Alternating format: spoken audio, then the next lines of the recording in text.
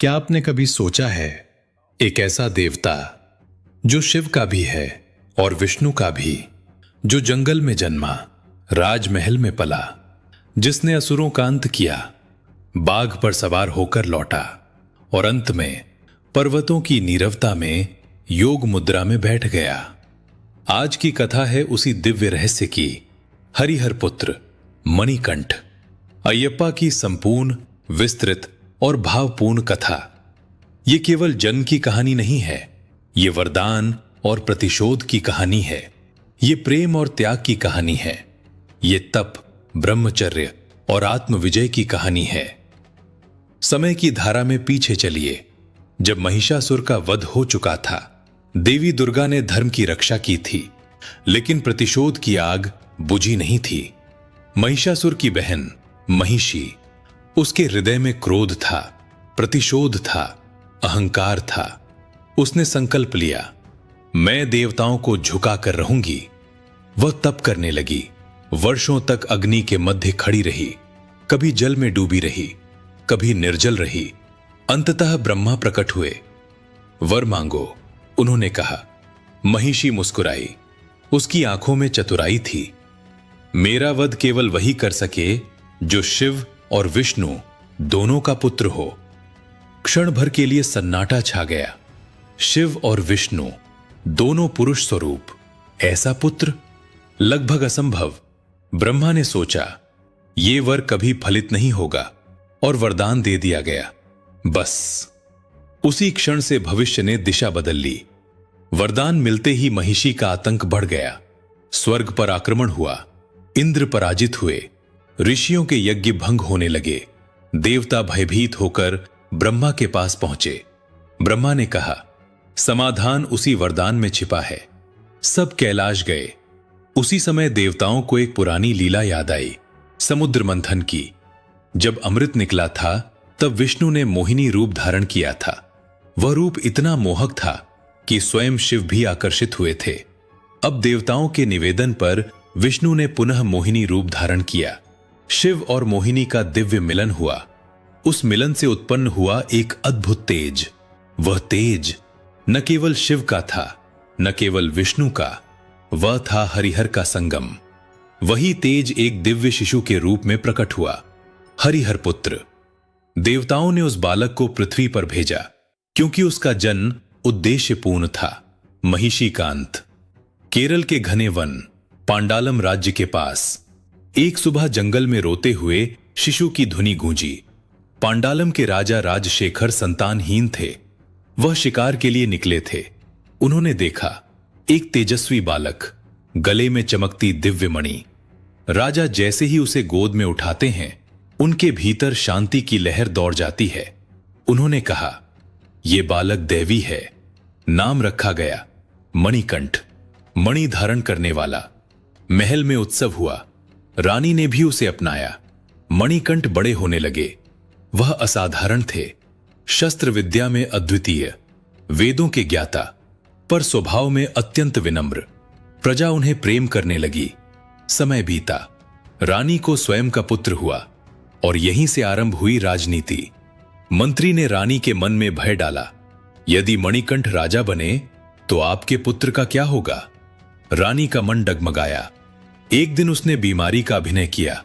वैद्य ने कहा, शेरनी का दूध ही औषधि है। सन्नाटा।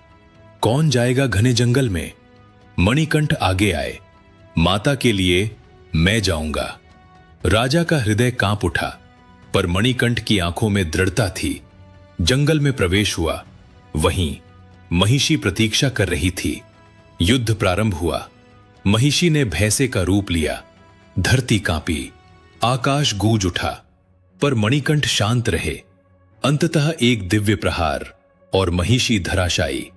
मरते समय उसने अप्सरा रूप धारण किया। वह लीलावती थी, शापग्रस्त। प्रभु, उसने कहा, आपने मुझे मुक्ति दी, मैं आपसे विवाह चाहती हूं। मणिकंठ ने करुणा से देखा, मैं ब्रह्मचारी हूं। जब कोई नया भक्त मेरे दर्शन को नहीं आएगा, तब विवाह होगा। वह मुस्कुराई, समझ गई। ये प्रतीक्षा अनंत है। वही आज मल्लिकापुर थम्मा कहलाती हैं। सबरीमाला में उनका मंदिर है। वह प्रतीक्षा की देवी हैं। युद्ध समाप्त हुआ, तभी जंगल में एक गर्जना गूंजी। एक विशाल बाघ सामने आया। वो इंद्र थे, बाघ का रूप धारण किए। उन्होंने मस्तक झुका दिया। मणिकंठ बाघ पर सवार हुए, पीछे बाघों का विशाल झुंड। जब वे महल पहुंचे, द्वारपाल भाग खड़े हुए। रानी कांप उठी, पर बाघ शांत थे। एक शेरनी आगे आई, रानी के लिए दूध दिया। रानी रो पड़ी, मुझे क्षमा करें। तभी मणिकंठ का स्वर गूंजा, मैं हरिहर पुत्र हूं, मेरा जन्म उद्देश्यपूर्ण था। उन्होंने कहा, अब मेरा स्थान पर्वतों में है। उसी समय परशुराम प्रकट हुए। उन्होंने पश्चिमी घाट में एक पवित्र स्थान दिखाया। वहीं स्थापित हुआ सबरीमाला। वहां 18 पवित्र सीढ़ियां हैं। पहली 5 हमारी ज्ञानेंद्रियां, देखना, सुनना, स्वाद, गंध, स्पर्श।